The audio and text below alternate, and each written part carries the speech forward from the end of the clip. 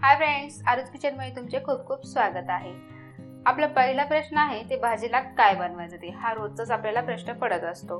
पण जर भाजीला काही नसेल तर हा प्रश्न आता भाजीला काही नाहीये आणि काय बनवायचं हा प्रश्न तर आपल्याला पडतो। त्यासाठी तुमच्यासाठी 5 प्रकारच्या 5 भाज्या घेऊन आलेल्या आहे। ते कसे बनवायचे ते आता आपण बघून घेऊया। आपला पहिला प्रकार आहे तो आहे कुरडई कांदा। त्यासाठी इथे मी 2 मोठे कांदे बारीक चिरून घेतलेले आहे आणि बारीक चिरून कोथिंबीर घेतलेली आहे। आता एका बाउल मध्ये मी कुरडया आहेत त्याचे तुकडे करून हे 10 ते 15 मिनिटं भिजवून घेतलेले आहेत। तुम्ही बघू शकता व्यवस्थित असं भिजलेलं आहे। आता आपण यामधलं पाणी काढून घेऊयात। आता फोडणी देण्यासाठी इथे मी एका कढईमध्ये तेल घालून घेतलेलं आहे। तेल सुद्धा आपलं गरम झालेलं आहे। आता आपण यामध्ये मोहरी घालून घेऊया। मोहरी व्यवस्थित तडतडली यामध्ये आपण 5 ते 6 कढीपत्ता घालून घेऊया। आता यामध्ये जो बारीक चिरून घेतलेला कांदा आहे तो आपण घालून घेऊया। आता कांदा व्यवस्थित परतून घ्यायचा आहे। आता तुम्ही बघू शकता कांद्याचा कलर थोडासा चेंज झालेला आहे। आता आपण यामध्ये काही मसाले घालून घेऊयात। आता यामध्ये आपण चवीनुसार मीठ घालून घेऊया, हळद, लाल मिरची पावडर, हे सगळे मसाले आपण टाकून घेतलेले आहेत। या आता आपण मिक्स करून घेऊया। मसाले टाकताना गॅस आपली कमी असावी म्हणजे आपले मसाले जळत नाहीत। आता मसाले मिक्स करून झालेले आहे। जो कुरडई आपण भिजवून घेतलेले आहेत ते आपण यामध्ये टाकून घेऊया आणि ह्या कुरडया सुद्धा व्यवस्थित मिक्स करून घेऊया। आता 2 मिनिटे झाकण ठेवून याला एक वाफ काढून घेऊया। 2 मिनिटे झालेली आहे। आता तुम्ही बघू शकता कुरडई कांदा आपला किती छान असा झालेला आहे।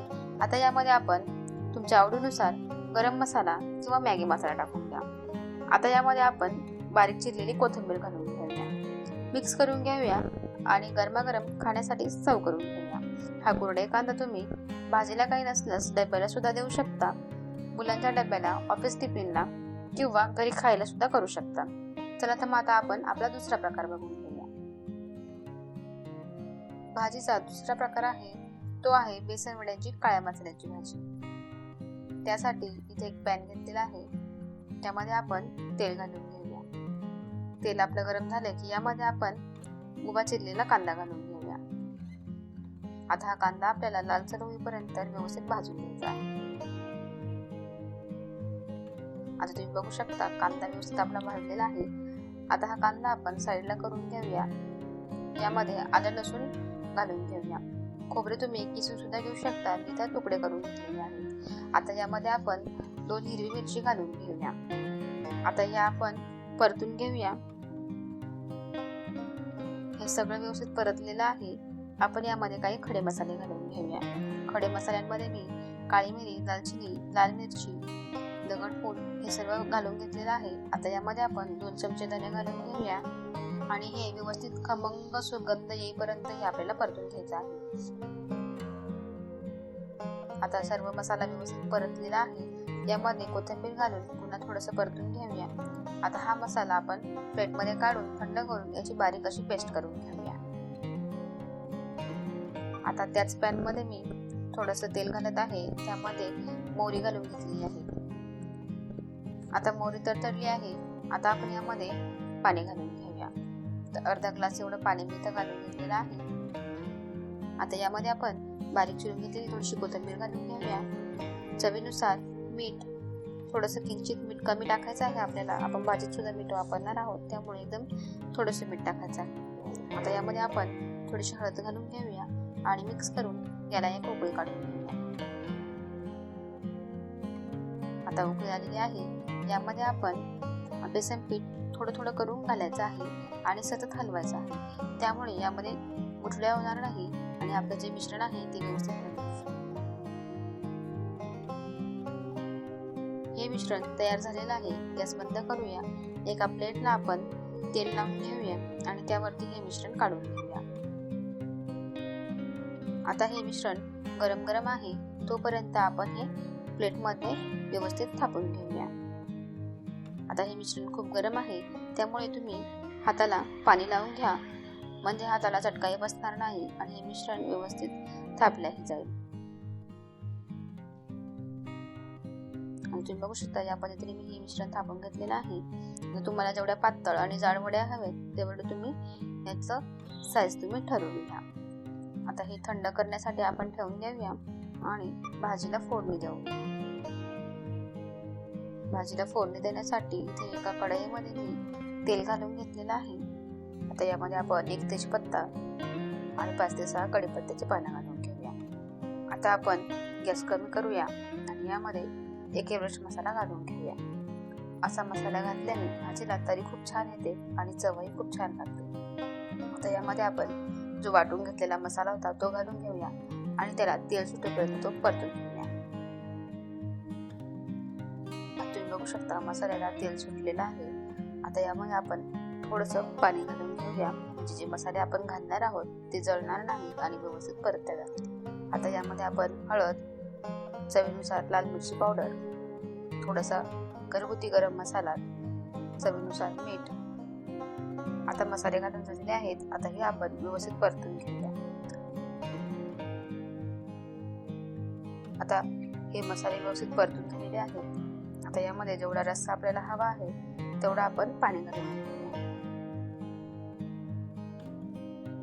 पाणी घालून मिक्स करून घेतलेलं आहे. आता याला आपण एक उकळी काढून घेऊया. आता याला उकळी येते तोपर्यंत आपण जे मिश्रण केलेलं आहे त्याच्या आपण वड्या करून घेऊ. तुम्ही बघू शकता हे मस्त थंड झालेलं आहे. आता हे चाकूने आपण ज्या साईजच्या आपल्याला वड्या हव्या आहेत त्या साईजच्या आपण कापून घेऊया. वड्या आपल्या कापून झालेल्या आहे. भाजीला उकळी सुद्धा आलेली आहे. आता यामध्ये आपण या वड्या टाकून घेऊया. वड्या टाकून पुन्हा 2 ते 3 मिनिटं ही भाजी आपल्याला उकळवून घ्यायची आहे आणि भाजी आपली रेडी झालेली आहे. आता वरतून आपण बारीक चिरून घातलेली कोथिंबीर घेऊया आणि गरमागरम भाजी सर्व करूया. आपली तिसरी भाजी आहे ती आहे कढी पकोडे. त्यासाठी अगोदर आपण पकोड्यांचे पीठ तयार करून घेऊया. एका भांड्यामध्ये 1 वाटी बेसन पीठ घातलेलं आहे. त्यामध्ये आपण खूप सारी बारीक चिरून घेतलेली कोथिंबीर घेऊया. थोडीशी हळद घालून घेऊया. चवीनुसार मीठ सुद्धा घालून घेऊया. आता जेवढं आपल्याला तिखट हवं आहे तेवढी आपण मिरची पावडर घालून घेऊया. चिमूटभर सोडा घालून घेऊया. आता हे सगळं आपण मिक्स करून घेऊया आणि थोडं थोडं पाणी घालून याचं आपण भजींचे बॅटर तयार करून घेऊया. आता भजीचं पीठ आपलं रेडी झालेलं आहे. हे आपण साईडला ठेवून देऊया आणि कढी बनवण्याची तयारी करू. एका बाउलमध्ये मी 1 वाटी दही घेतलेलं आहे. आता 1 वाटी दह्यासाठी इथे मी 3 ते 4 चमचे बेसन पीठ घालत आहे. आता हे बेसन पीठ आणि दही आपण व्यवस्थित मिक्स करायचं आहे. जे दह्यातल्या गुठळ्या असतात त्या आपल्याला व्यवस्थित फेटून घ्यायच्या आहेत. आता दही आणि बेसन आपले व्यवस्थित मिक्स झालेलं आहे. आता यामध्ये आपल्याला जेवढी कढी आपल्याला पातळ करायची आहे तेवढं पाणी घालून पुन्हा व्यवस्थित मिक्स करून घ्यायचं आहे. आता हे व्यवस्थित मिक्स झालेलं आहे. आता आपण कढीला फोडणी देऊ. कढीला फोडणी देण्यासाठी इथे मी 1 कढई गरम करण्यासाठी ठेवलेली आहे. आपण त्यामध्ये आता तेल घालून घेऊ. तेल सुद्धा व्यवस्थित गरम झालेलं आहे. यामध्ये आपण मोहरी घालून घेऊया. मोहरी आपल्याला व्यवस्थित तडतडून द्यायची आहे. आता इथे मी लसूण, हिरव्या मिरच्या, कोथिंबीर आणि कढीपत्ता घेतलेला आहे. आता सर्वात अगोदर आपण लसूण यामध्ये घालून घेऊया म्हणजे लसणाची फोडणी याला छान बसेल. आता आपण कढीपत्ता आणि मिरच्या सुद्धा यामध्ये घालून घेऊया. आता हे व्यवस्थित परतून घेऊया. लसूण थोडंसं परतलेलं आहे. आता आपण यामध्ये कोथिंबीरचं परतल्याने कढीला वास सुद्धा खूप छान येईल आणि टेस्ट सुद्धा खूप छान येईल. आता यामध्ये आपण चिमूटभर हिंग घालून घेऊया. थोडीशी आपण हळद घालून घेऊया. आता जे दही, बेसन आणि पाणी आपण मिक्स करून घेतलेलं आहे ते घालून घेऊया. आता तुम्ही इथं बघू शकता कढी अजूनही आपली घट्ट आहे त्यामुळे अजून थोडंसं पाणी मी इथं घालणार आहे. कढी ही आपल्याला पातळच करून घ्यायची आहे. जेव्हा आपण त्यामध्ये पकोडे टाकू तेव्हा कढी आपली कमी होईल आणि पकोडेमध्ये कढी व्यवस्थित गेली पाहिजे. आता हे मिक्स करून याच्यामध्ये चवीनुसार मीठ घालून घेऊया. आता याला आपल्याला 1 उकळी काढून घ्यायची आहे. आता याला उकळी येते तोपर्यंत आपण पकोडे बनवून घेऊयात. पकोडे करण्यासाठी इथे मी तेल गरम करून घेतलेलं आहे. त्यातलं 1 चमचा तेल या बॅटरमध्ये घालून घ्यायचं आहे. हे मिक्स करून घ्या आणि छोटे छोटे साईजचे पकोडे करून घ्या. आता तेलात मी पकोडे टाकून घेतलेले आहेत.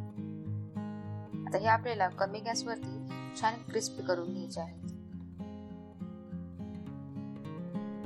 तुम्ही बघू शकता छान असा कलर आलेला आहे भजींना. आता हे आपण प्लेटमध्ये काढून घेऊया. इथे आपल्या कढीला सुद्धा उकळी आलेली आहे. आता हे गरम गरम भजी आपण या कढीमध्ये टाकून घेऊया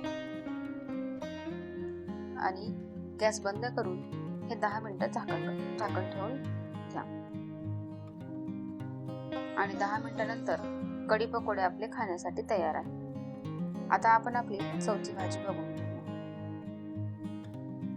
आपली चौथी भाजी आहे ती आहे पापडाची भाजी. त्यासाठी इथे मी पापड घेतलेले आहेत. आता हे तुम्हाला भाजून आवडत असतील तर भाजून घ्या आणि तळून आवडत असेल तर तळून घ्या. इथे मी पापड तळून घेतलेले आहेत. आता एका प्लेटमध्ये काढून घेऊया आणि थोडेसे थंड झाल्यानंतर याच्या आपण अशा साईज मध्ये तुकडे करून घेऊयात. खूप छोटे तुकडे करायचे नाहीयेत, अशी मीडियम साईजचेच आपल्याला हे तुकडे करून घ्यायचे आहे. आता हे लसूण, अद्रक आणि कोथिंबीर हे आपल्याला वाटून घ्यायचं आहे. भाजीला फोडणी देण्यासाठी इथे मी एक कढई घेतलेली आहे. त्यामध्ये तेल घालून घेतलेलं आहे. आता तेल आपलं गरम झालेलं आहे. आता यामध्ये आपण 4 ते 5 कढीपत्ते घालून घेऊया. जे आपण आलं, लसूण आणि कोथिंबीरची पेस्ट करून घेतलेली आहे ती सुद्धा आपण यामध्ये घालून घेऊया. आता ती पेस्ट आपल्याला व्यवस्थित परतून घ्यायची आहे. आता ही आलं, लसूण आणि कोथिंबीरची पेस्ट व्यवस्थित परतलेली आहे. आता आपण यामध्ये एक बारीक चिरलेला कांदा घालून घेऊया. आता कांदा सुद्धा आपल्याला व्यवस्थित परतून घ्यायचा आहे. आता कांदा लवकर परतण्यासाठी आपल्याला इथे मीठ टाकायचं आहे. मीठ टाकल्याने कांदा पटकन शिजतो. आता मीठ टाकून पुन्हा कांदा आपण व्यवस्थित परतून घेऊया. कांदा व्यवस्थित परतलेला आहे. आता आपण यामध्ये चवीनुसार लाल तिखट, 1 चमचा धना पावडर, अर्धा चम्मच हळद पावडर आणि अर्धा चम्मच एव्हरेस्ट मसाला टाकून घेऊया. आता हे मसाले व्यवस्थित परतले गेले पाहिजे आणि जळाले सुद्धा नाही पाहिजे. त्यासाठी 1-2 चम्मच आपण यामध्ये पाणी घालून घेऊया. आता हे मिक्स करून हे मसाले व्यवस्थित परतून घेऊया. आता तुम्ही बघू शकता याला छान असं तेल सुटलेलं आहे, म्हणजे आपले मसाले सगळे व्यवस्थित परतलेले आहेत. आता इथे आपण 2 चमचे दही घालून घेऊया. कमी गॅस करून दही सुद्धा या मसाल्यांमध्ये आपण व्यवस्थित परतून घेऊया.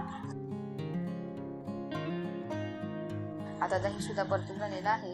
आता आपण आपल्याला जेवढं रस्सा पाहिजे आहे तेवढं आपण यामध्ये पाणी घालून घेऊया. आता पाणी घालून घेतलेलं आहे. आता याला आपण झाकण ठेवून एक उकळी काढून घेऊया. आता तुम्ही बघू शकता याला उकळी आलेली आहे.